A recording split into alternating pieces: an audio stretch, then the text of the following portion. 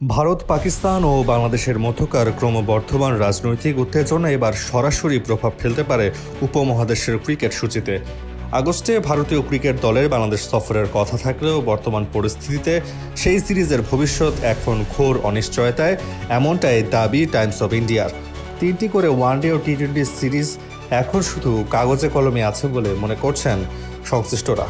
একটি সূত্র বলছে, সূচি অনুযায়ী ভারতীয় দল বাংলাদেশে খেলতে আসবে, তবে বর্তমান পরিস্থিতিতে এই সফর হওয়া প্রায় অসম্ভব। সরকারিভাবে কিছু জানানো না হলেও ক্রিকেট বোর্ডের ভেতরে আলোচনা চলছে সফর বাতিলের ব্যাপারে। আগস্টে বাংলাদেশ সফর বাতিল হলে তার প্রভাব সরাসরি পড়বে সেপ্টেম্বরে অনুষ্ঠিতব্য এশিয়া কাপ 2025-এ। এখনও ভেন্যু চূড়ান্ত না হলেও নিরপেক্ষ স্থানে টুর্নামেন্ট আয়োজনের কথা থাকলেও ভারত পাকিস্তান দ্বন্দ্বের কারণে সেটিও এখন প্রশ্নবিদ্ধ।